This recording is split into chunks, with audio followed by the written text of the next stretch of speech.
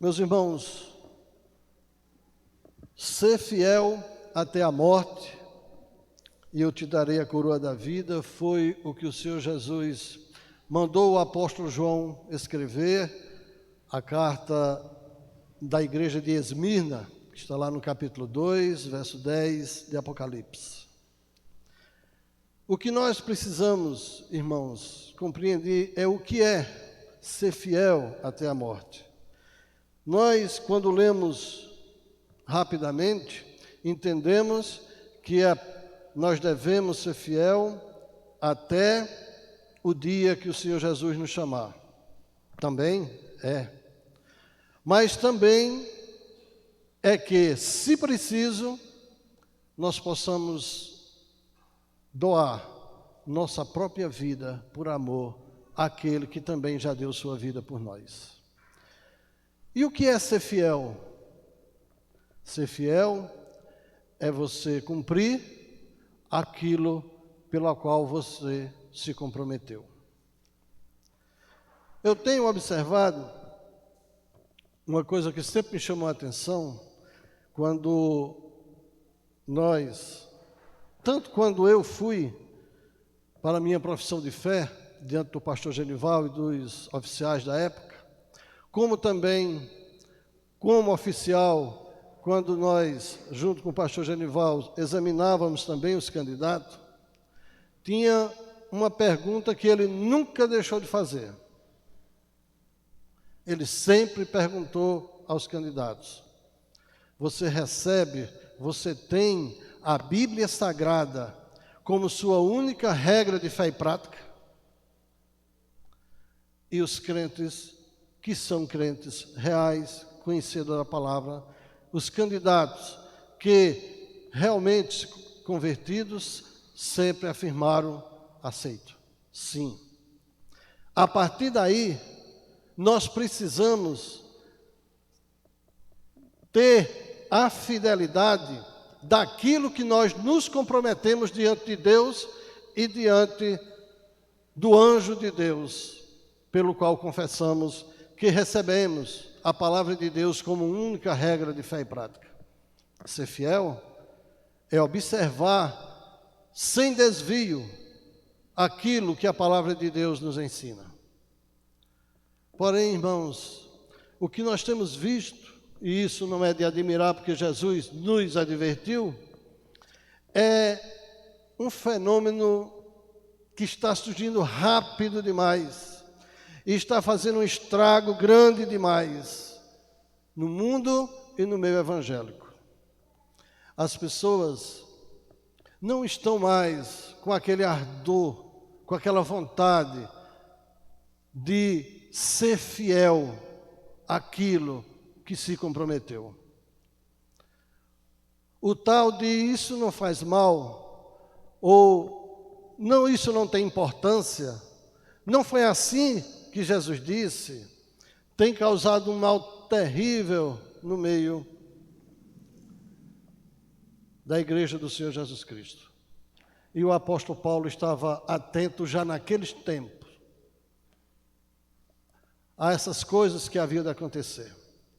E o Espírito Santo, usando o apóstolo, ensina-nos como ensinou nesse texto, dando não só o ensino, mas dando o exemplo daqueles que erraram e o que aconteceu com eles. Esse texto, meus irmãos, nos traz várias advertências que têm sido esquecidas tanto pelo mundo como por muitos de nós. E eu digo pelo mundo, porque eu ainda alcancei uma época que mesmo nós, sem sermos conhecedor da palavra, sem termos professado Jesus ainda, mas as pessoas em geral tinham um zelo pelas coisas sagradas, pelas coisas de Deus. Havia temor nas pessoas, mesmo antes delas terem um bom conhecimento da palavra de Deus.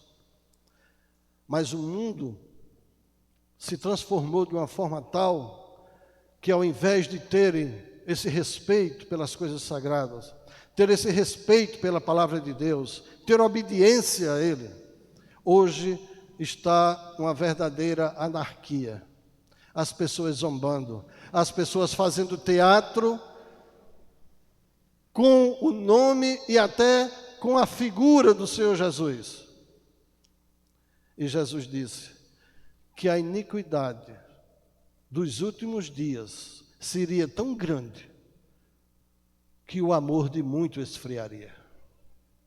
Meus irmãos, o que Jesus está querendo dizer é que o mundo ia ficar, que está ficando, de uma maneira tal que essas pessoas iníquas, irresponsáveis, zombadoras, elas praticam tanta iniquidade e por Deus ser longânimo, não os pune imediatamente, que até as pessoas que professam o Senhor Jesus, vendo aquilo e não vendo uma reação imediata do nosso Deus, o amor se esfria. Porque nós queremos que seja uma punição imediata, mas Deus não é assim. E isso é que nós precisamos, observando o texto, observando aquilo que o apóstolo e o Espírito Santo está nos mostrando aqui, para que a gente não caia nesse esmorecimento espiritual e venhamos a nos entristecer com o que acontece no mundo e o que acontece conosco. Nós precisamos, irmãos, observar que esses versos nos traz grandes lições. Quando lemos do versículo 1 ao versículo 4, que ele diz: ora, irmãos, não quero que ignoreis que nossos pais estiveram todos sobre a nuvem, e todos passaram pelo mar, e tendo sido todos batizados, assim na nuvem como no mar, com respeito a Moisés, todos eles comeram de um só manjar espiritual, e beberam da mesma fonte espiritual, porque bebia de uma pedra espiritual que os seguia. E esta pedra era Cristo. Irmãos, ele está iniciando esse texto aqui, chamando a nossa atenção para um povo que foi escolhido por Deus, para um povo que foi separado, tirado do cativeiro, com mão poderosa, observando todos os milagres que Deus tinha feito com aquele povo, tirando do Egito através das pragas, fazendo com que eles passassem pelo mar, e todos esses milagres não foi suficiente para que aquele povo fosse fiel ao Senhor Deus. Diz o texto aqui que Deus não se agradou da maioria. Está escrito que isso é para o nosso ensino. Está escrito que é para a gente prestar atenção no que o Espírito Santo está nos mostrando. Mostra-nos, irmãos, que nós precisamos obedecer como diz as Escrituras. Não é como os intérpretes, especialmente desse último século, está colocando, transformando a verdade de Deus a seu bel prazer, interpretando da sua maneira, e muitos têm seguido estes ensinamentos, desobedecendo assim a fidelidade que nós devemos ao nosso Deus. E o que é que acontece com isso? Vem, cedo ou tarde, vem a punição de Deus. Ninguém escapa. Nós temos como exemplos vários homens que foram fiéis. Basta lermos no livro de Hebreus, no capítulo 11, nós observamos ali uma infinidade de homens que fizeram aquilo que Deus manda. Porém, eu estava meditando nesses últimos dias e me chamou muita atenção, estou compartilhando aqui com os irmãos, um homem que deu sua própria vida por fidelidade à ordem de Deus. Nós conhecemos muito bem, meus irmãos, a história do rei Acabe, do que ele fez com aquele homem chamado Nabote. E eu queria que os irmãos abrissem aí a Bíblia em 1 Reis, no capítulo 21, no livro de 1 Reis, no capítulo 21, e vamos ler o versículo 1 e 2, que diz assim, observe só comigo, irmãos. Sucedeu depois disto o seguinte: Nabote, o jezreelita, possuía uma vinha ao lado do palácio que Acabe, rei de Samaria, tinha em Jezreel. Disse Acabe a Nabote: dai-me a tua vinha para que me sirva de horta, pois está perto, ao lado da minha casa. Dar-te-ei por ela outra melhor, ou se for do teu agrado, dar-te-ei em dinheiro o que ela vale. Observe, irmãos, quem estava propondo esta compra não era ninguém menos do que o rei, e que tinha o direito até de interditar e tomá-la, e até, como fez, de tirar a vida. Mas o que foi que Acabe disse? Observe essa resposta, que ela é de um ensinamento precioso para nós. O versículo 3.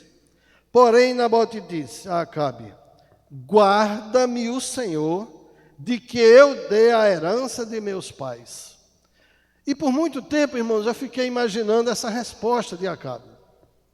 Ora, o rei não estava querendo tomá-la a pulso, queria pagar, e pagava bem, dava outra. Porque esse homem arriscou sua própria vida e não cedeu? Seria porque era muito apegado à terra? Seria porque queria desafiar o rei? Qual o motivo desse homem ser duro e dizer não tem negócio? Colocando sua própria vida em risco.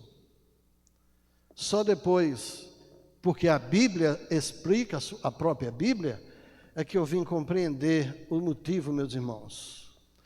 O motivo está em Levítico, capítulo 25, verso 23, quando Deus disse: não venderás a terra que eu te der, porque a terra é minha. Está em Números, capítulo 36, verso 7, onde Deus diz, o povo de Israel entrou na terra que Deus prometeu, Deus dividiu a terra pelas tribos, aí disse, Números 36 e 7, não venda nem troque a terra que eu te dei, porque ela pertence à tribo, e ela será por herança dos vossos pais. Acabe não estava querendo aqui ser ambicioso, não estava querendo desafiar o rei, não era porque amava muito aquela terra, ou aquele pedacinho de terra. Aquilo era herança dos seus pais, cujo Deus proibiu que ele vendesse ou trocasse. Fidelidade à palavra de Deus, à ordem de Deus. Esse homem morreu. A história mostra a armação que a mulher de Acabe fez. E ele morreu, mas morreu sendo fiel, até a morte.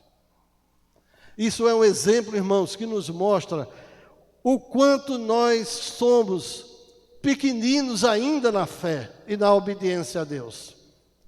Isso nos mostra que ainda precisamos nos aperfeiçoar a cada dia mais na palavra de Deus, para nós podermos observarmos aqui o que nós lemos, o que o escritor colocou, o Espírito Santo colocou aqui, como exemplo dos erros do passado, para que a igreja do Senhor Jesus Cristo possa ter uma visão do que é ser obediente até a morte.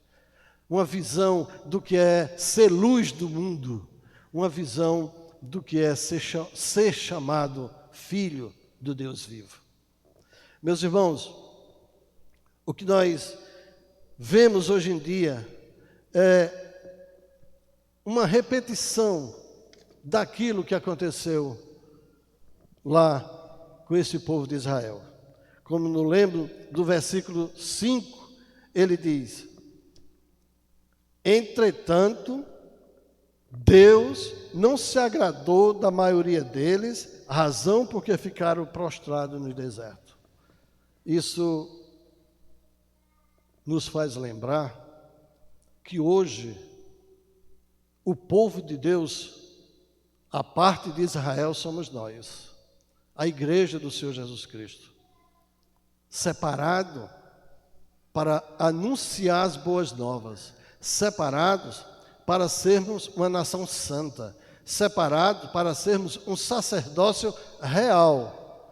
Isso é, um sacerdócio, isso é, interceder pelas pessoas, porém em espírito e em verdade, real. Sem mentiras e sem falsificar a palavra de Deus. Nós precisamos entender quem somos, para depois não acontecer conosco o que aconteceu com esse povo, sendo chamado povo de Deus, Deus não se agradou da maioria deles, e eles ficaram no deserto. Não receberam a graça de entrar na terra que Deus tinha prometido. E eu fico imaginando, irmãos, aquelas pessoas que um dia dirão ao Senhor Jesus: mas Senhor, eu preguei no teu nome, Senhor, eu fiz esmola no teu nome, eu fiz o bem no teu nome. E o Senhor vai dizer àquelas pessoas: eu não vos conheço. Por quê? Será que não é falta de fidelidade à palavra de Deus? Será que não é falta de fidelidade àquilo que nós nos comprometemos diante de Deus e diante de sua igreja? Isso, irmãos, esses ensinos que está aqui na Bíblia servem para essas meditações nossas, para que a gente veja no nosso dia a dia de maneira que nós estamos nos comportando. Eu estava vendo um pequeno lembrete que um pastor escreveu. Para você, de noite, se ajoelhar com fidelidade diante de Deus, você precisa ter passado o dia sendo fiel a Ele. É uma verdade. Por isso que nós precisamos observar com todo cuidado aquilo que nós temos feito para podermos andar com a nossa mente e o nosso coração dizendo: eu tenho sido fiel àquilo que a Bíblia me ensina, aquilo que eu me comprometi com o nosso Deus. Mas quero chamar muita atenção agora de nós e também dos nossos amigos, porque nesse mesmo relato de Acabe e Nabote tem outra lição grandiosa. E nós precisamos compreender para podermos assim viver os nossos dias reconhecendo o grande amor de Deus, reconhecendo que Deus é justo e que nos ama, Ele ama a humanidade de uma maneira que ninguém pode compreender. Voltando à 1 Reis, no capítulo 21, versos 27 a 29, 1 Reis 21, versos 27 a 29, está escrito: então veio a palavra do Senhor a Eli, o tesbita, dizendo: não viste que Acabe se humilhou perante mim?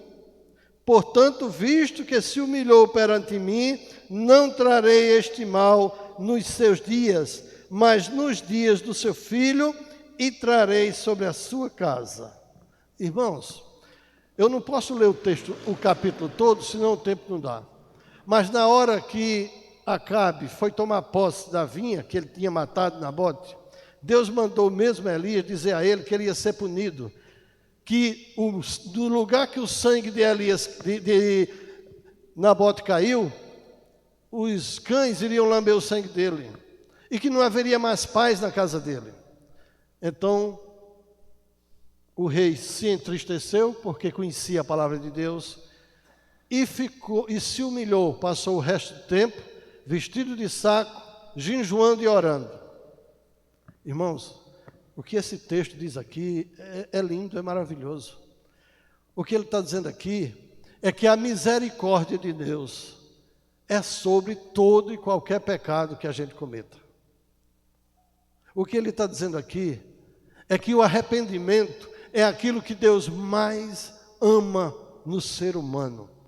É ele viver uma vida diante de Deus. Mas se pecar, se por acaso cair, sabendo que o nosso Deus é misericordioso. Irmãos, nós não estamos só. Nós não andamos só. E é isso que é baseado a nossa fé. É nisso que tem que ser baseado a nossa fé. O salmista, no Salmos 78, dos versos 14 a 21, se os irmãos quiserem abrir aí, os irmãos podem observar o que é que o salmista diz, Salmo 78, a partir do verso 14, diz assim: guiou-os de dia, aliás, do 12, prodígio fez na presença de seus pais na terra do Egito e no campo de Zoar. Dividiu o mar e fê-los seguir e aprumou as águas como num dique. Guiou-os de dia como uma nuvem e durante a noite como um clarão de fogo. No deserto fendeu rocha e lhe deu a beber abundantemente como de abismo. Da pedra fez brotar torrentes, fez manar água como rio. Mas ainda assim prosseguiam em pecar contra ele e se rebelarem no deserto contra o Altíssimo. Tentaram a Deus no seu coração, pedindo alimento que lhe fosse do gosto. Falaram contra Deus, dizendo: pode acaso Deus preparar-nos mesa no deserto?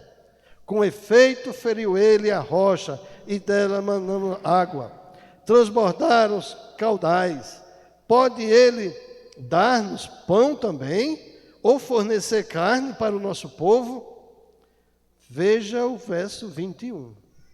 Ouvindo isto, o Senhor ficou indignado. Acendeu-se o fogo contra Jacó e também se levantou o seu furor contra Israel. A falta de fidelidade, irmãos. E o que foi que esse povo aqui fez? Apesar de ver todas as maravilhas que Deus tinha feito, esse povo, irmãos, se tornou idólatra. Fizeram um bezerro de ouro e disseram: foi esse bezerro que nos tirou da terra do Egito. Deus preparou o maná, eles disseram: Deus não vai nos dar pão e carne. Murmuração, imoralidade, ingratidão. Meus irmãos, isso é muito sério diante de Deus, porque o que nós temos visto hoje em dia, especialmente na igreja do Senhor Jesus Cristo, é as pessoas insatisfeitas. Ninguém está satisfeito com nada. É sempre insatisfação. Ingratidão, apesar de Deus nos manter e nós não compreendermos que se nós vivemos, respiramos e existimos é porque Ele nos permitiu, Ele que nos dá. Se nós somos hoje salvos, é unicamente por causa da sua misericórdia. Mas mesmo assim, nós não estamos satisfeitos com aquilo que Ele nos dá. Queremos sempre mais. E como nós temos observado aqui, irmãos, o que significa idolatria? O pastor Roberto tem dado aqui nas quarta-feiras o ensino sobre os ídolos do coração. E aqui é que nós vamos entender que a idolatria não é só uma imagem na parede ou um bezerro de ouro feito para que alguém adore. Idolatria é tudo aquilo que toma o lugar de Deus em nosso coração. E nós precisamos, irmãos, ter muito cuidado com isso. Porque o versículo 7 do texto que lemos, ele diz: não vos fazeis, pois, idólatras, como alguns deles, porquanto está escrito, o povo se assentou para comer e beber, e levantou-se para divertir-se. Vocês já observaram que hoje em dia, a maioria das igrejas aí querem atrair as pessoas através disto aqui, através de festas, através de comida, através de bebida, quando a única coisa que Deus mandou fazer foi a igreja pregar o Evangelho.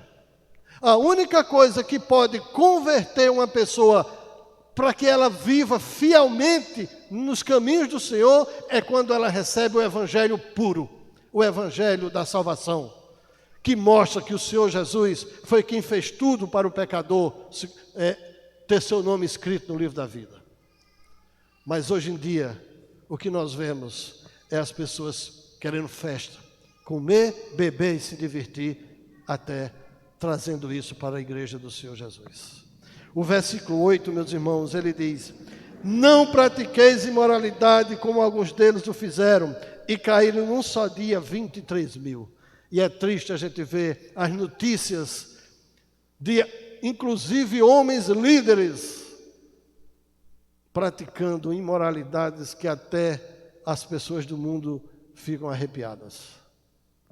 O versículo 9 diz: não ponhamos o Senhor à prova. Não ponhamos o Senhor à prova, como alguns deles já fizeram, e pereceram pela mordidura das serpentes. E não murmureis, como alguns deles murmuraram, e foram destruídos pelo exterminador. Lembre-se que eu e você, quando foi feita a nossa profissão de fé, nós nos comprometemos a cumprir a Bíblia, porque ela é a nossa única regra de fé e prática. E olha o que a Bíblia está ensinando. E, no entanto, nossos lábios só sabem falar, murmurar, dizer que não está bom, que a igreja tem isso, que falta aquilo. Irmãos, a iniquidade do mundo não pode entrar na igreja. Nós precisamos ter cuidado com isso, meus irmãos. Muito cuidado para que a gente não venha a cair nos mesmos erros que aquele povo caiu. A misericórdia de Deus é que nos tem sustentado. E a pergunta que nós podemos fazer é: nós temos tido misericórdia com quem nos ofende? Orando por quem nos ofende? Porque a Bíblia ensina que a gente deve orar pelos nossos inimigos. Eu e você, nós nos comprometemos diante de Deus com isso. E o Senhor Jesus, lá em Mateus, no capítulo 5, verso 7, ele diz: bem-aventurado os misericordiosos, porque receberão misericórdia.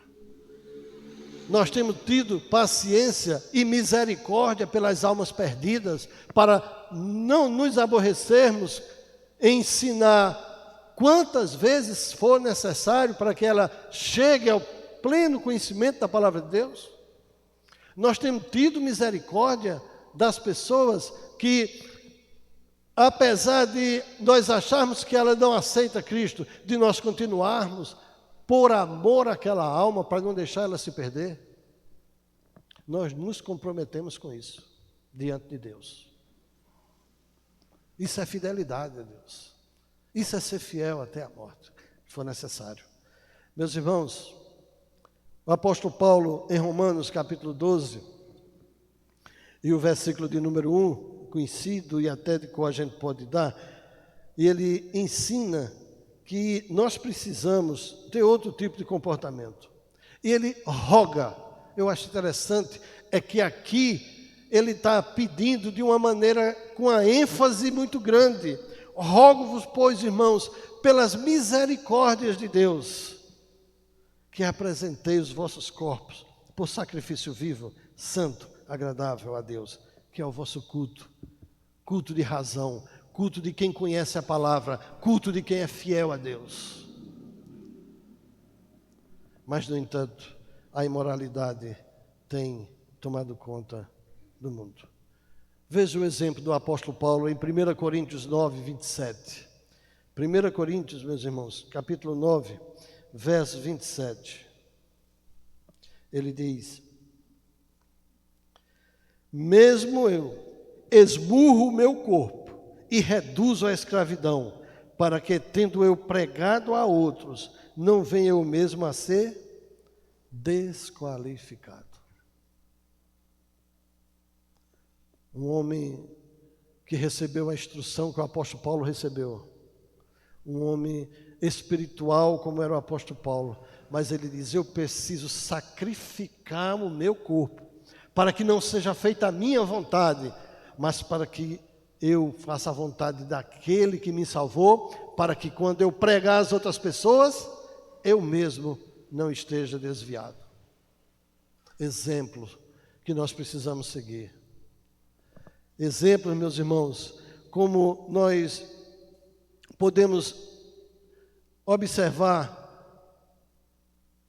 no texto em que nós lemos que Deus, no versículo 5, que Deus não se agradou da maioria deles, e o versículo 12 que diz: aquele, pois, que pensa que está em pé, veja que não caia. É para que a gente não fique em cima do nosso orgulho, pensando que a gente já sabe tudo, pensando que tudo que a gente faz está certo, tudo que os outros fazem está errado. Ele está mandando a gente ter um culto racional, observar não pelos ensinamentos dos homens, mas pelo que diz a própria palavra de Deus. E no versículo 13 do texto que nós lemos, temos aqui uma orientação que nós precisamos nos apropriar dela.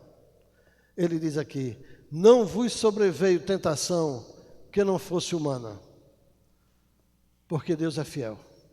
Ele diz: fiel é Deus, e não permitirá que sejais tentado além das vossas forças. Pelo contrário, juntamente com a tentação, proverá livramento, de sorte que a possais suportar.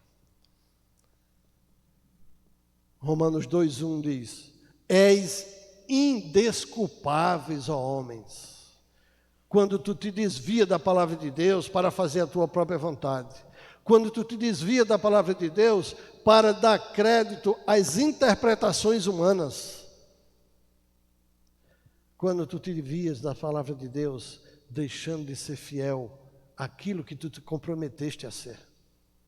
És indesculpáveis, porque Deus está dizendo aqui: olha, se nós formos fiéis, nós andarmos nos seus caminhos,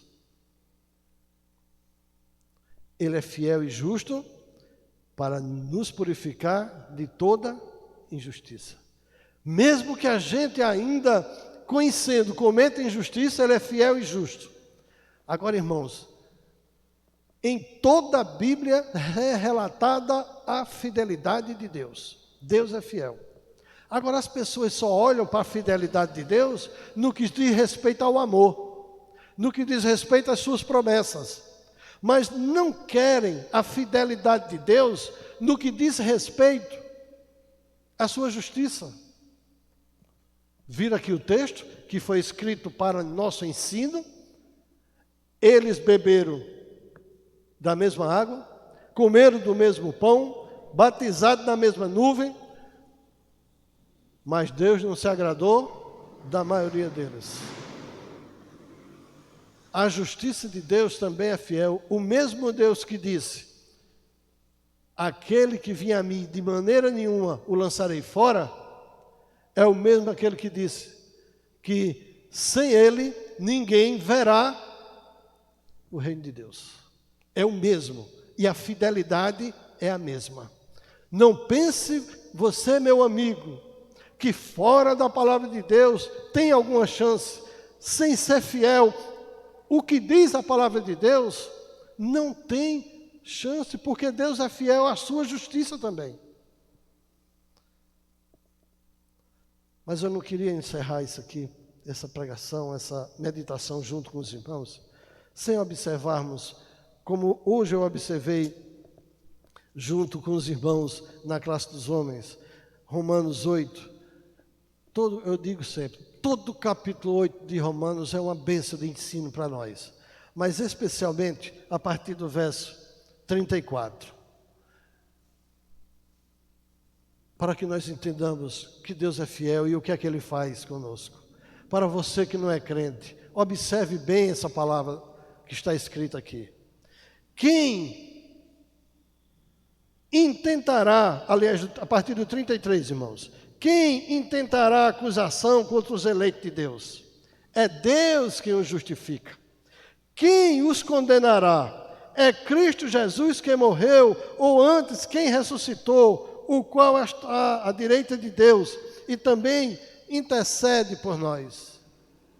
Quem nos separará do amor de Cristo? Será a tribulação, a angústia, a perseguição, a fome, a nudez, ou o perigo, ou a espada? Como está escrito, por amor de ti, somos entregues à morte o dia todo. Fomos considerados como ovelhas para o matadouro.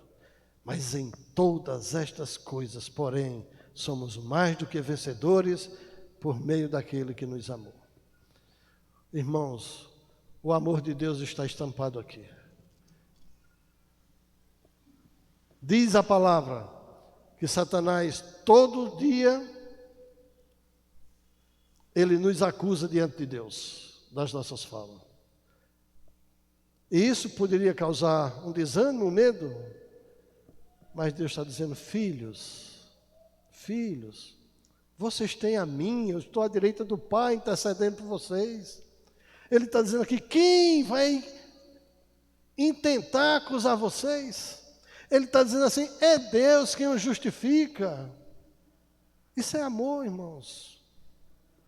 Mas é amor para os que se comprometem a ser fiel. Porque nos nossos erros, nós temos Jesus para interceder por nós. Nós temos o seu sangue para nos purificar de todo o pecado. E a Bíblia diz que Ele é poderoso para nos livrar, purificar de toda injustiça. Que Ele continue a nos abençoar, irmãos. Amém. Louvado seja o nome do Senhor. Amém.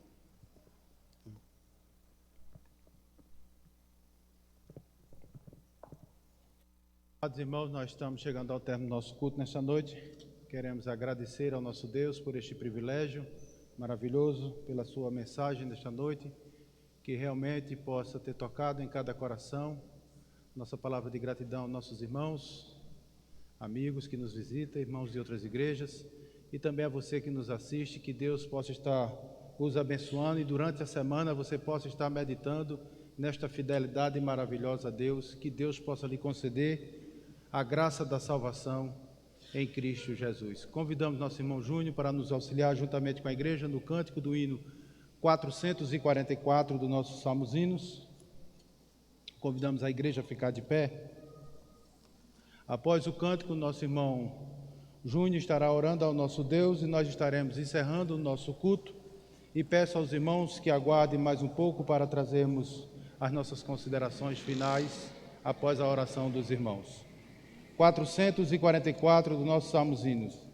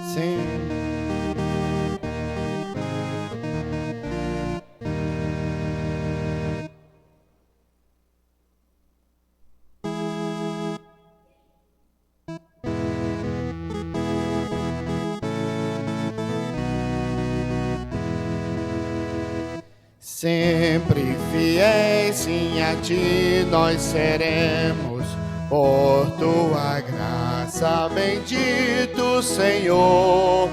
Sempre fiéis, por ti lutaremos, sobre teu perdão, ó Jesus Salvador.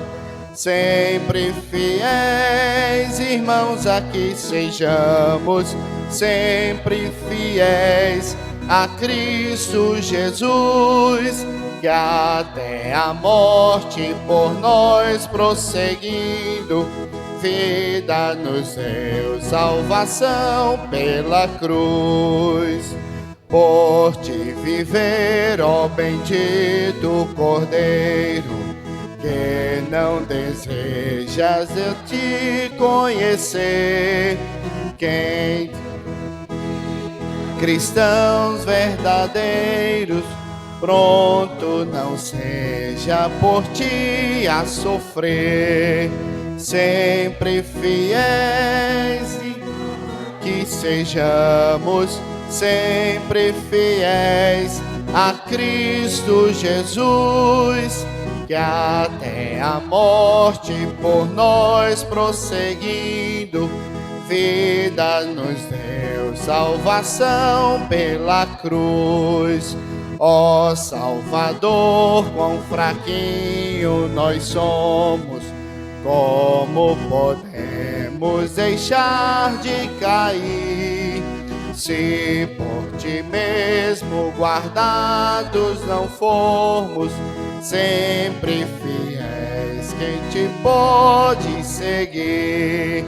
Sempre fiéis, irmãos, aqui sejamos, sempre fiéis a Cristo Jesus, que até a morte por nós prosseguindo, vida nos deu, salvação pela cruz.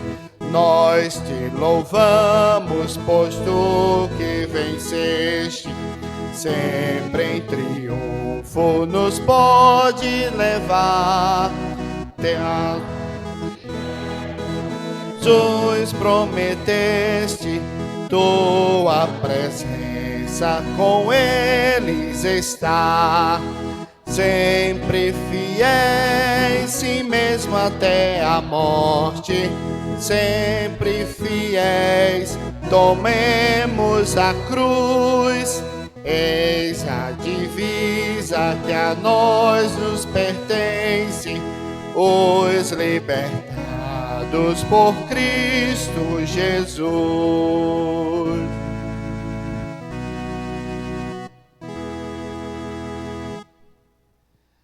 Senhor nosso Deus, nosso Pai que está nos céus, nós queremos te agradecer, ó Pai, por estarmos aqui em tua casa, para te louvar, Senhor, para engrandecer o teu nome, Senhor, porque tu és o digno de todo louvor e de toda adoração. Queremos te agradecer, Senhor, pela tua palavra que foi pregada pelo teu servo nesse momento, que ela possa entrar nos nossos corações, para que nós possamos colocar em prática nos nossos dias. Queremos te agradecer, ó Pai, pelo teu Filho amado Jesus Cristo, ter morrido na cruz como único e suficiente Salvador das nossas vidas. Aquelas pessoas, ó Pai, que não te conhecem, ao ouvir a tua palavra, que tu possa quebrantar os seus corações e eles possam aceitar como único e suficiente Salvador o teu Filho amado Jesus. Nos leva de volta em paz, ó Pai, para as nossas casas, nos dá uma semana de paz diante de ti. É por isso que nós te pedimos e te agradecemos, em nome de Jesus. Amém.